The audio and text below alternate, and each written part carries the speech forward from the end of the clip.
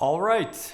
So in this next chapter here, we talk about two very important types of music that were on the scene at this time.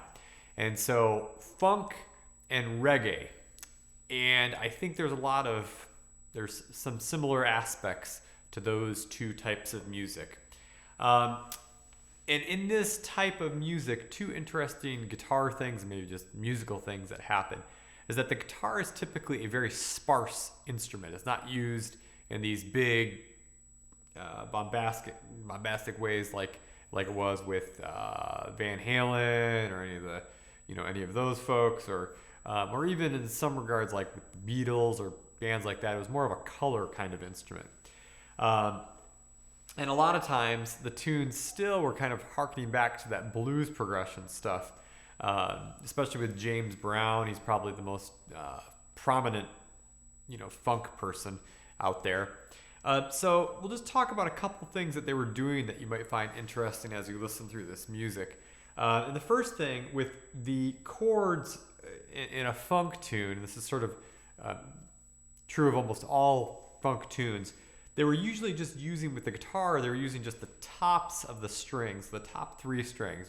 And then the other thing that they do a lot to sort of give texture is this thing where you're playing muted strings. So it gives this sound like this. And the way you're doing that is you're just sort of not playing the string. You're just simply, you're just kind of letting your hand kind of rest there. And then when you add some chords in, like, so this is just an A minor chord, and a little bit of color that might sort of play around with some notes on top of it. But it almost allows the guitar to be like a percussion instrument or some sort of keeping time device. And then the same thing was true with reggae. A lot of reggae tunes just utilized rhythm to sort of utilize the guitar as sort of a rhythmic instrument. And a lot of times with reggae, you wouldn't have something happen on the downbeat of one. So if you have a 4/4 measure, you sort of have that dropped one, as they call it. And similarly, they also too, a lot of reggae folks used just chords that were up here. They wouldn't necessarily play.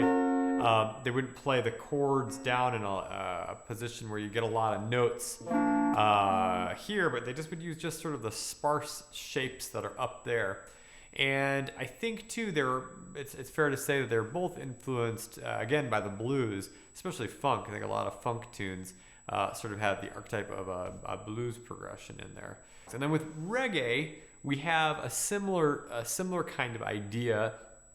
And reggae sort of had a unique rhythm to it, a unique sort of groove to it, in which you don't really have a downbeat on one, dropping the one, and so you get this really interesting groove with that.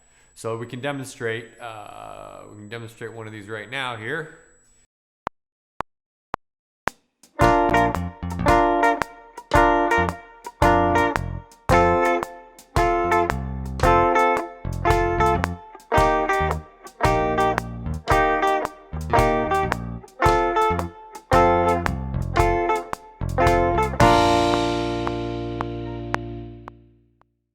So when you're listening to this music, kind of hear what the guitar is doing and what the guitar is not doing, because a lot of times I think it is just a very decorative kind of ornament onto the rest of what the band is doing.